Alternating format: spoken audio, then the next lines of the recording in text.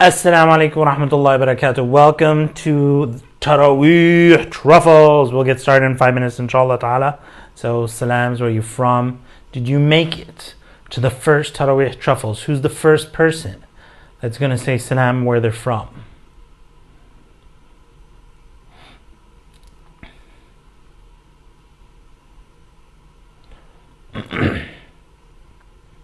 Salams, where are you from?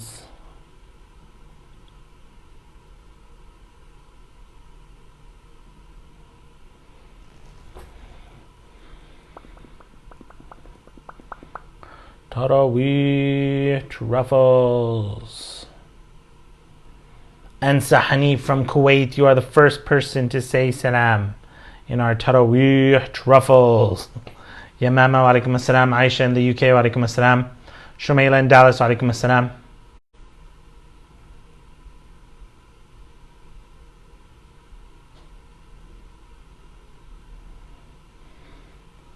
Sophia, wa alaikum assalam. Rosa, alaikum assalam. Ramadan Mubarak. We're going to talk about Ramadan. We're going to talk about Mubarak. Reem in Spain, Allah keep you safe. Alaikum assalam. Boang, Indonesian, living in Medina. Nice. It seems like Indonesians don't travel outside of Indonesia too much. Sadia, alaikum assalam. Saba, alaikum assalam. We'll get started at the top of the hour. Hasina in Queens, wa alaikum assalam. Maryam with Aisha Bilqis in Juju in Switzerland, wa alaikum assalam. David in Italy, welcome David. Alaikum assalam. Mukhtar, wa alaikum assalam. Zahra, wa alaikum assalam. Welcome everybody. Annie Khalid, wa alaikum assalam. Estrella June, wa alaikum assalam. Mukhtar in Afghanistan, from Afghanistan, but where are you at now? If you're tuning in from Afghanistan, that would be cool. Zoya, wa alaikum assalam. Nemo, wa alaikum assalam. Saba in Kashmir. Amna, excited for Visionary, doing it with two friends this time. Nice. Where are you, Amna Siddiqui? Where are you from? Christine, wa alaikum assalam. Saima, wa alaikum assalam. Asma, alaikum assalam. Hernie from Malaysia. Hey Hernie, I remember Hernie. Malaysian Airlines, yes? Nadia in Canada, wa alaikum assalam. Simon, London, wa alaikum assalam. We'll get started in 2 minutes, my friends. Ramadan Mubarak. Today we're going to talk about what does it mean when somebody says to you, Ramadan Mubarak? What does it mean? It's very interesting. Because we all say it. I have this thing where if everybody keeps saying something and nobody knows what they're saying, it bothers me. Zainab, wa alaikum assalam. Sumaya, wa alaikum assalam. We'll get started in 1 minute. Shout out to everybody who's attending Visionary 2020 with me. Inshallah ta'ala, welcome. Get on the Facebook group, the student group, and make it your own. I usually hang back from the Visionary student group until people take ownership, because there's a tendency that when I start talking, everybody keeps quiet. But I would like you to own it. So, Patricia, alaikum assalam. Maria in Dahran, wa alaikum assalam. Gulandam, alaikum assalam. Muhammad, Noor, Saima, Omar from London. Fatima Abdullahi in Tanzania, welcome. Seema has got Suleiman, age 3. Zaburdi, first time attending Visionary, welcome Zaburdi. Muhammad Mansour, alaikum assalam. We're going to get started in 1 minute, you guys. Shamiza, wa alaikum assalam. Muhammad Mansour, Ramadan Kareem, wa alaikum assalam. You said career, but I think you meant Kareem. That's cool. Taraweeh Truffles. All right, guys, it's the top of the hour. Let's get started. Take one. Assalamu alaikum wa rahmatullahi wa barakatuh. Bismillah, alhamdulillah, salatu wassalamu ala rasulillah wa ala alihi wa sahbihi man wala, amma ba'd. So, when Ramadan comes along, everybody starts going around saying this statement. They say, Ramadan Mubarak. Ramadan Mubarak. So what does that mean? What does Ramadan Mubarak mean? I wanted to start off these Tarawih Truffles firstly by welcoming all of you and saying Ramadan Mubarak, but giving you this reminder that what does it mean to say to somebody or make the prayer Ramadan Mubarak. And some people will translate something like Happy Ramadan or something like that. Ramadan Mubarak doesn't mean that. Okay, so when the Prophet ﷺ, when somebody would get married, the Prophet ﷺ used to make dua for them. And before I forget, Visionary Ramadan is coming around the corner, so pay attention to that. Prophet ﷺ used to make dua for them, and of all the duas he could say, the Prophet ﷺ used to say, Barakallahu lakuma wa baraka alaykuma wa jama'a baynakuma fi khair. The Prophet ﷺ used to make a dua of barakah for them. So if that's the most important thing that the Prophet ﷺ would pray for them, that may you individually have barakah, and may your combination, your union have barakah, and may your, and fi khair, then what does it mean? And so you also see that when Ramadan comes along, people say the statement, Ramadan Mubarak. I don't know about Ramadan Kareem. Maybe that's a topic for another Tarawih Truffles. And Allah subhanahu wa ta'ala says in the Quran, Kitabun anzalnahu ilayka mubarak. Allah subhanahu wa ta'ala says, a book we sent down upon you, Mubarak. So what does this mean? What does Mubarak mean? So Mubarak, Ramadan Mubarak, Mubarak means something like divine goodness. Alright? So it's kind of like, you could translate it something like being able to achieve more or receive more with less resources.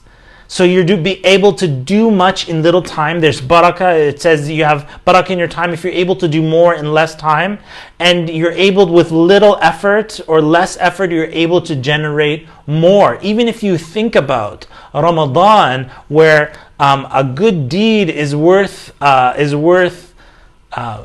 the amount of like a fard, and a fard is like worth like 70 times. That kind of multiplication of reward is barakah. If you look at Laylatul Qadr khayru min alfi shahr, it's better than 1,000 months. That's barakah. You pray one night and it's equal to 1,000 months. So if you look at, let's suppose you have a toy for a child. You buy a $100 toy for a child, and the child plays with the box more than he plays with the toy. Or you might even get a little ball that costs 25 cents. And the child plays with it more than the $100 toy. You would say that small toy has barakah, and the toy that has was $100, there's no barakah in it. And by the way, it's not just about price, because it could be that the $100 toy, this boy played with it for years and years and years and years, and so there was barakah in it. My mom used to say this about me. I used to buy t-shirts that were expensive. I didn't buy a lot of clothes, but when I would buy clothes, they would be expensive. And my mom used to say there was barakah in Muhammad's clothing. He would buy a t-shirt. Yes, it's expensive, but it would last for many years. So it's not just about price. If you look at a man takes his wife on a cruise ship to avoid COVID-19, may Allah protect us, because I don't think that's a good idea.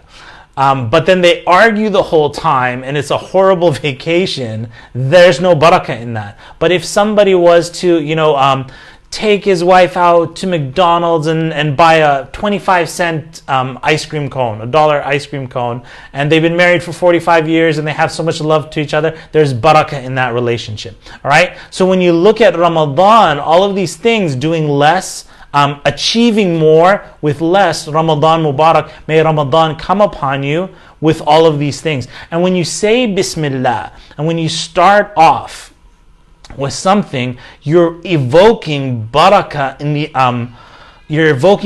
what you're doing. So when you eat, for example, Allahumma barik lana fima razaqtana. Oh Allah, give us barakah in what you provided us with. So you're looking for nourishment. You're giving, Allah subhanahu wa ta'ala is giving you more from the small amount that you have. And Ramadan, all about the fasting and the giving, all of those things is about barakah, which is that divine blessing and everything. So when you start something, you want to start with Bismillah to evoke to evoke that barakah in what you're doing. So I wanted to start that off to everybody and say to you, Ramadan Mubarak. May your Ramadan be full of barakah with your family, in your ibadah, in your reward from Allah subhanahu wa ta'ala. And then when Eid comes along, because of this barakah in this month, that you celebrate Eid as a way to thank Allah subhanahu wa ta'ala for what He has guided you to.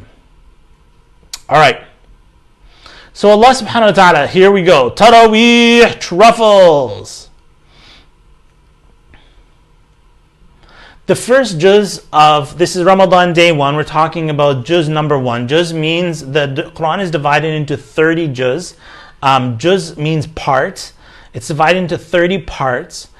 And Ramadan being 30 days, will go day by day by day, inshallah ta'ala. And inshallah ta'ala, we'll do these Taraweeh truffles all throughout the month. Normally I end them on the 20 days. And in the past years, because I've been teaching Visionaire Ramadan, I haven't been doing these Taraweeh truffles because it's been hard to both teach and do the Taraweeh truffles. But alhamdulillah, I chose a time that I'll be able to do both.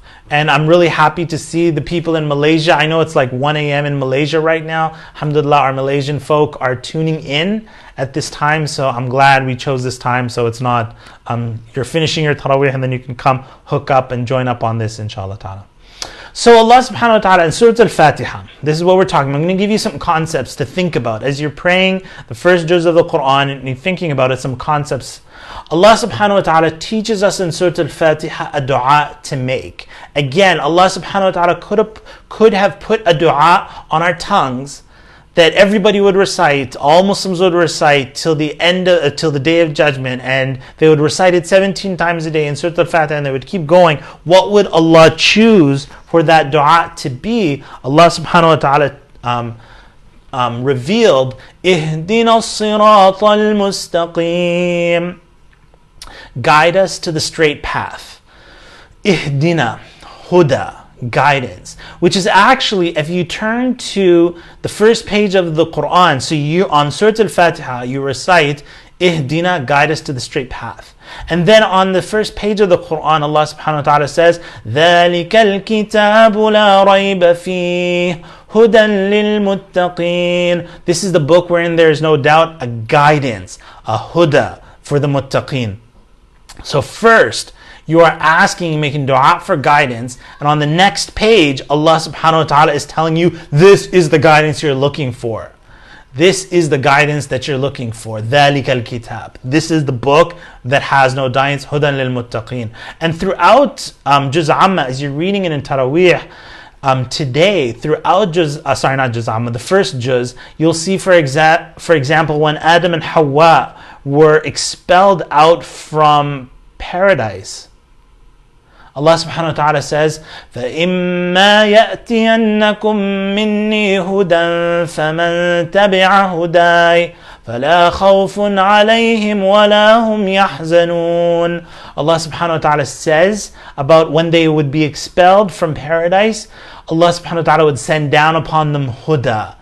فَمَنِ اتَّبَعَ هُدَاهِ. And so whoever follows my huda, follows my guidance, فَلَا خَوْفٌ عَلَيْهِمْ وَلَا هُمْ يَحْزَنُونَ. There's no fear upon them, وَلَا هُمْ يَحْزَنُونَ, and they won't grieve. And fear is for the future, and grieve is for something in the past. Meaning that when that huda, in the moment, pay attention to what Allah is commanding you, and by doing that, you have nothing to fear in the future, and you will not grieve over anything that happened in the past, sins or anything like that. There's no grievance for what happened in the past, and there's no fear for what's to come in the future. So the Quran is huda, and it's a guidance.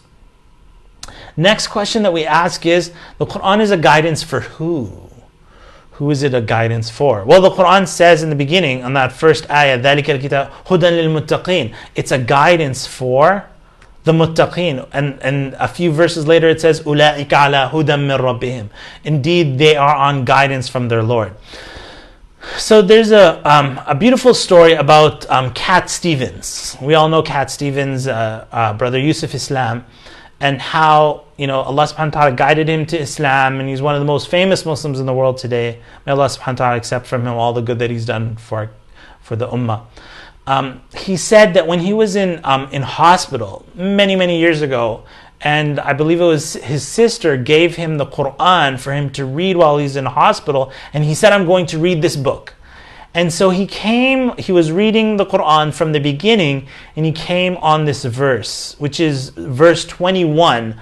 It's about on the third page of Surah Al-Baqarah. Allah subhanahu wa ta'ala says, Ya ayyuhan nas u'budu rabbakum alladhi khalaqakum الذي خلقكم والذين من قبلكم لعلكم تتقون.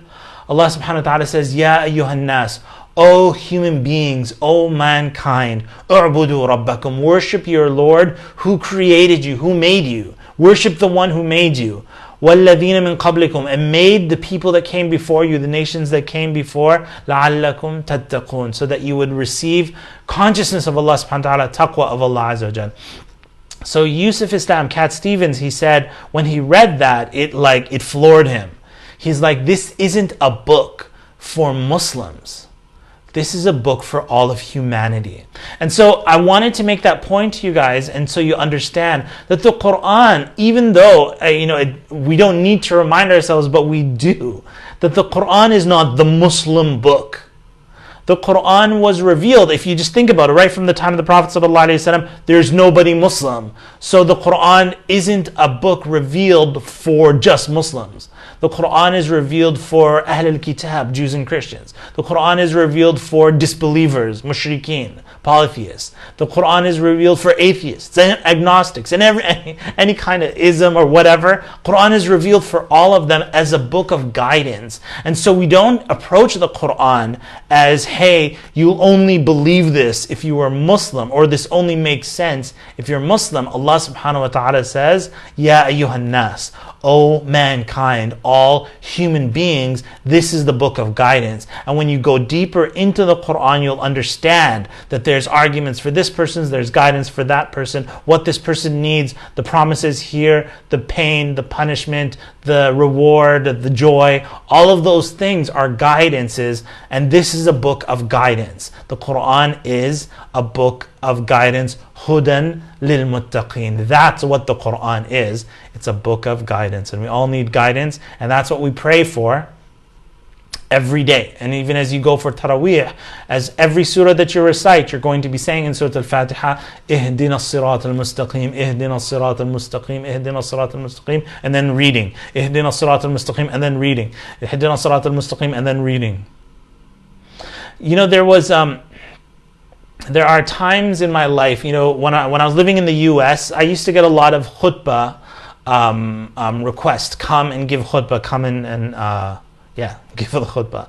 And I'd be really busy and I wouldn't accept those invitations, but there's certain invitations that I really love doing. And one of those invitations was when the khutbah was to be done on an open field, on an open area on a campus at a university or something like that. And one key one that reminds me, in Washington, D.C. at American University, they said, Muhammad, we're doing an open air khutbah. Can you come and do the khutbah? And I was like, I'd love to. Because that's our message. That's how it should be, with open doors, not behind closed doors, and not, specials of, inside the mosque. And what are they talking about? No, we should be outside. There's a brother, Brother Omar, and he actually pops on here in the Facebook Live sometimes. He was here a few days ago, and he's from South America. So I heard this story about him, maybe you can correct me as well, that they would go on like these dawah missions in areas that had very little Muslims, and maybe there was a sheikh coming from out of town, and they would pray in the marketplace together in public. And in South America, they would all the people would gather around, and as everybody would gather around them, after the salah was over, Brother Umar used to stand up on a milk carton and say to everybody, are you interested in what this man was saying in his prayer? And he would translate the verses of the Quran for all those who were standing and watching them pray.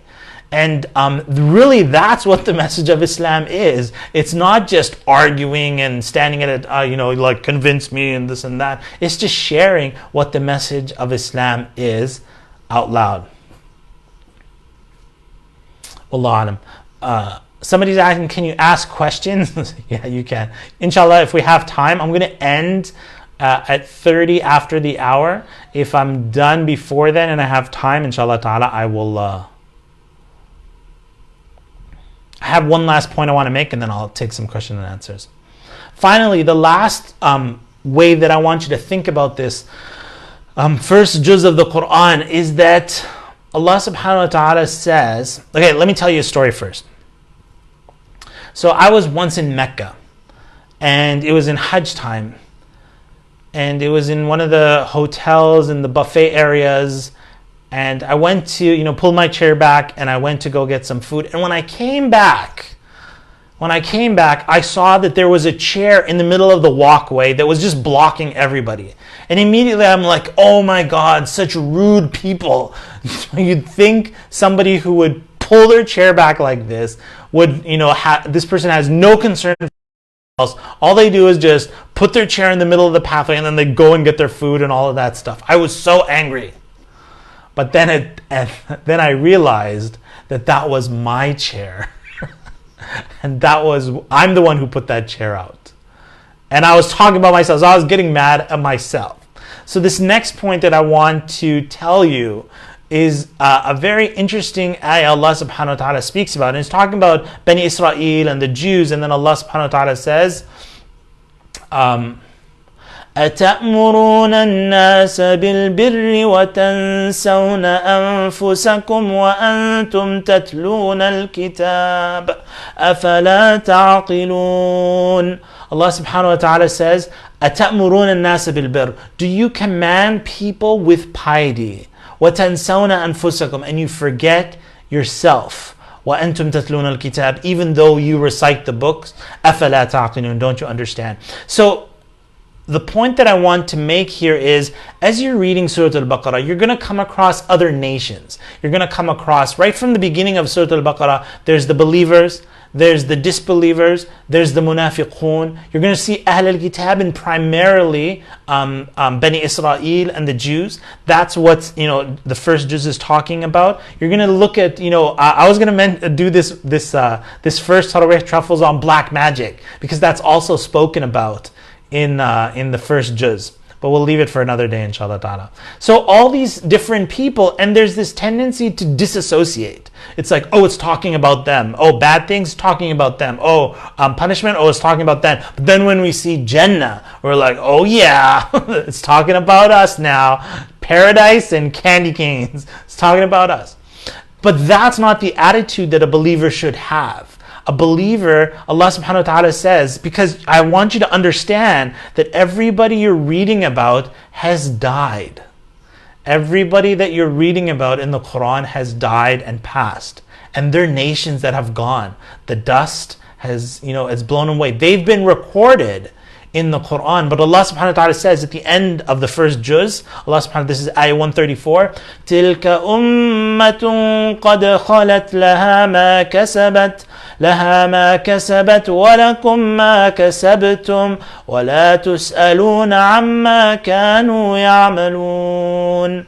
Allah subhanahu wa ta'ala says, this is a nation that has passed away. It has received what it has, it has received the reward for what it's done, and you will receive the reward for what you do, and you will not be asked about what they used to do. And so the key here is, we don't want to be spending all our time focused on what happened to the dinosaurs and what about, nations, stuff like that. We always have to keep turning back to, what about us? How does this apply to me? How does this change my life? What do I learn from this so that I don't emulate that? Or if there's a good example, how do I emulate that good example in the Quran? If there's a bad example of, people who did bad, how do I stay away from that? Because sometimes you'll see things, and as you go through the stories of Bani Israel, may Allah subhanahu wa ta'ala protect us, you'll see a lot of human nature things that we do today. As Muslims, we do it. And may Allah subhanahu wa ta'ala protect us that we don't want to be like that. Allah. I feel like sharing with you guys one more tip, but I will leave that also for another day. Jazakumullah khairan. By the way, Visionary Ramadan is coming around the corner, and we will now open it up for question and answers. If anybody's got a question, you're welcome to ask. If you need to go somewhere, you can tap out now. Alhamdulillah, it feels great to be in the Taraweeh truffles, and I'm really happy. I didn't realize this, but I'm really happy that we, by pulling the time back, we're able to get the UK people before Maghrib time came, and they would have to leave, and we're able to get Malaysian people, even though it's like 1:20 in the morning right now, but alhamdulillah, Malaysians are tuning in courtesy of Hernie and Malaysian Airlines. Muhammad Mansour says, is it wrong to say Ramadan Kareem? It's not wrong. I just don't, I haven't followed, I was interested in the term Ramadan Mubarak, and I looked it up. What does it mean to say Ramadan Mubarak? But it's not wrong to say it. It's not wrong to say Ramadan Kareem. You can say what you want, inshallah. We got Malaysians in the house. If somebody's a Malaysian, put your hand up. Let's get the Malaysians. Alhamdulillah. You know, the blessing of the Taraweeh truffles is you can never go wrong because we're talking about the Quran. That's something in my years of education. If you look at people who teach Quran, their classes are always popular and always successful because it's the Quran. There's barakah in that Quran. You can't go wrong when you're speaking the words of Allah SWT. Now, if I was giving you different reminders, like, oh, here are some human thoughts, that's where the problem comes in and people start getting bored. All right. Where are we?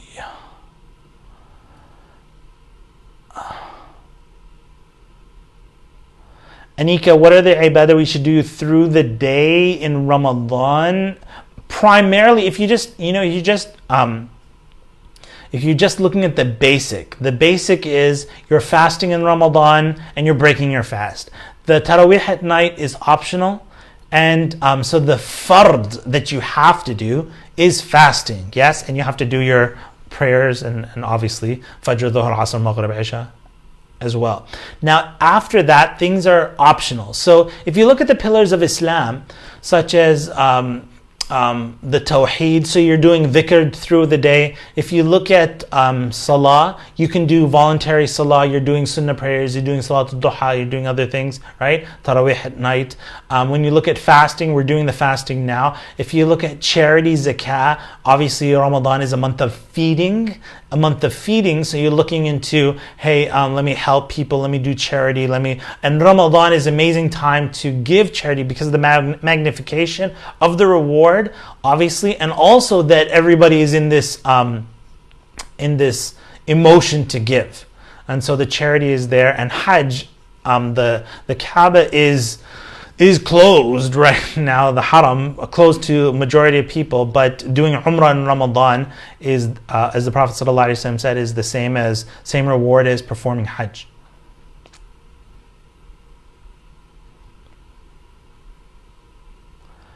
Yamama says, this is an interesting question, Yamama, thank you for asking.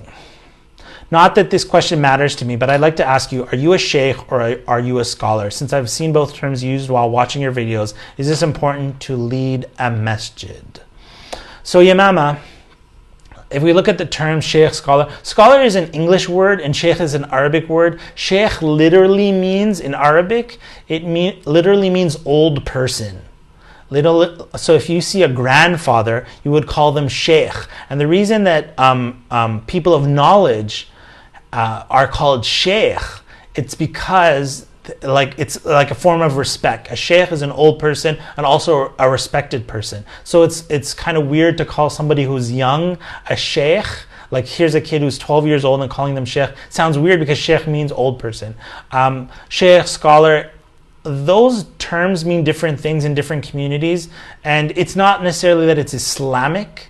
It's more of designation in a community. Do you need to be a sheikh in order to lead the masjid or lead the prayer in the masjid?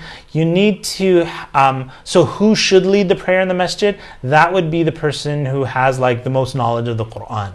person who has the most knowledge of the Quran, and they don't, and there might be another term like qari, a person who recites the Quran, that you might hear that and stuff like that. But the person with the most knowledge of the Quran is the one who leads the prayer. Sometimes somebody might be a scholar, but they don't know the most Quran. So do you get the most knowledgeable person to lead the prayer, or the person who knows Quran the best? In some masajid, sorry I'm going into detail on this, but it's an interesting question. In some masajid, the imam who's leading the prayer isn't giving lectures because they recite really good, but they don't have that knowledge and that speaking capability to give the lectures. And then sometimes the person who's doing the lectures in the masjid, their Quran is not that strong to lead the prayer. So those are just some thoughts on that. Thanks for the interesting question.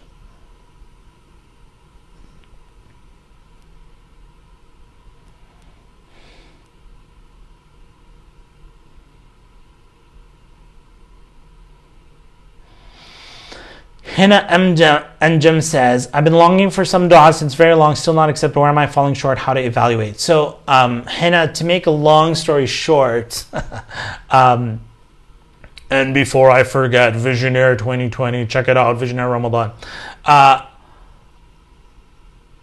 If you have du'as that haven't been manifested, like it hasn't happened in a long time, the first thing that I would advise people is drop it, delete it, get on with your life, move on to something else.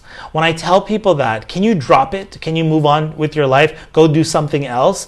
If they say, no, I must get this thing, otherwise my life will not be complete until I get this, then I'll tell them that as a person makes dua for something for a very long time, they tend to become weaker and weaker in making their dua. They kind of like lose hope, they're getting weaker.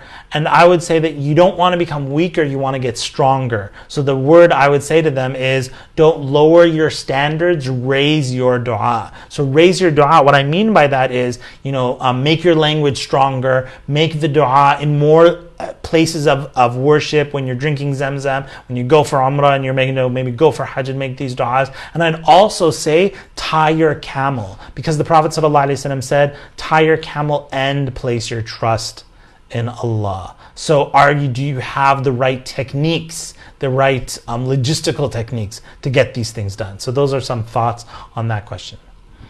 All right, guys, there's 3 minutes left. I'll try to pull people who haven't asked a question yet. So, great question. Sumaya Wahab says, can we, since we're praying Taraweeh at home, can we use the Quran to read it since we only know certain few surahs only? Yes, you can do that. You can recite Quran in Taraweeh, like you can hold the Mus'haf and recite from the Mus'haf. Wallahu alam. It is possible.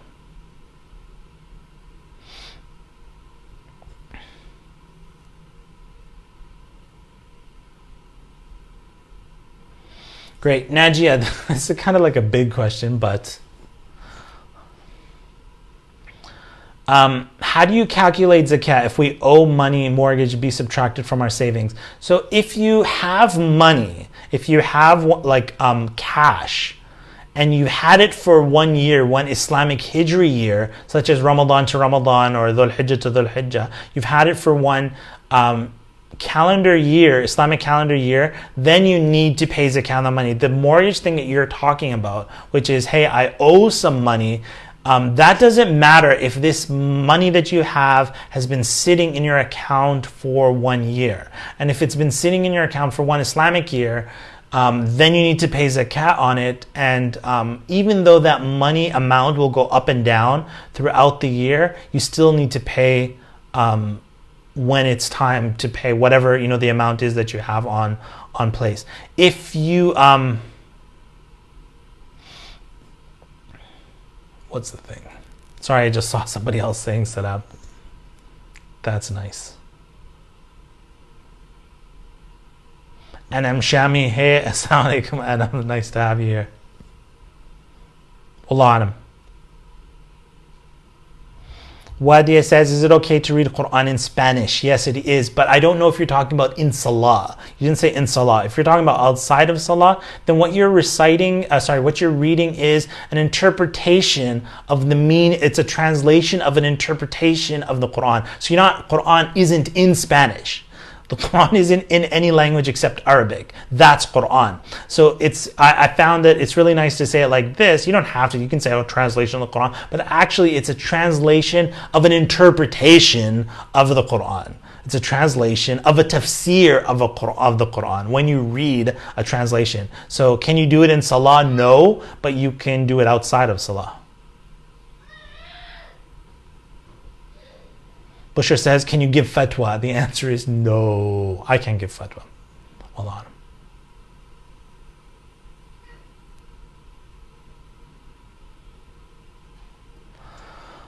All right, last questions of the day. Jazakallah khairan, everybody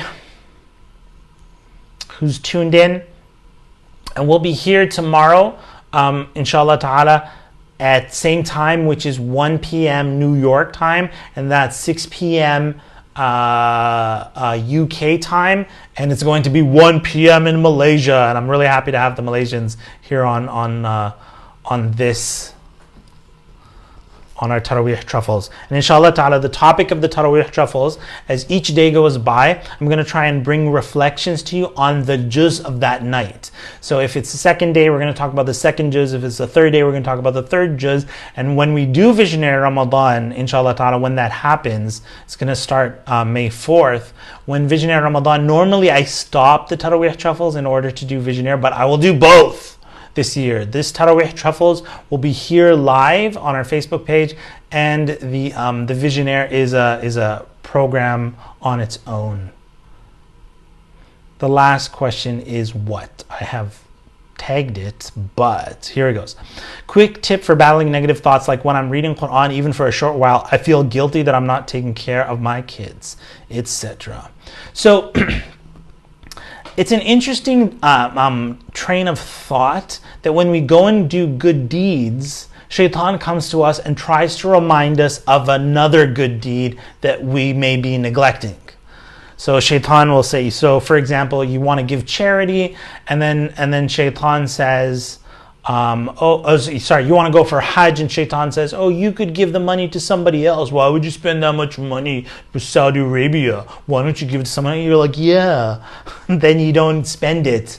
You don't go for Hajj, and you don't spend it on other people. It's not like you gave like thousands and thousands of dollars to the poor people. So when you're reading Quran, these kind of whispers come in such as, oh, you're reading Quran, why don't you take care of your kids, eh?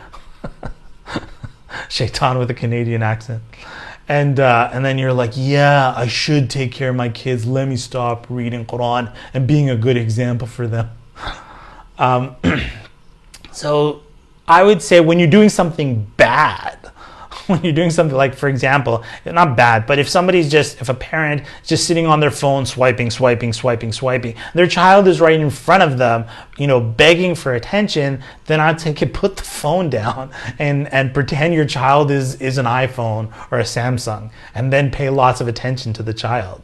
Okay, that's when you should pay attention. But if you're reciting Quran, that's barakah and your own time and your own health and your own ibadah and your own mental health. When you become stronger, you have more to give. And inshallah ta'ala, read more, and inshallah ta'ala, your children, when they see their mother reading, maybe when they get older and when they have children and they're reciting Quran, they'll say, I used to see my mother reciting Quran in Ramadan and I want to follow her example. Wallahu alam, jazakumullah khairan. Everybody have a great Ramadan Mubarak. Ahlan wa sahlan. Please invite your friends to come join us. We're going to be doing this every day in Ramadan. Taraweeh Truffles is back. Assalamu alaikum.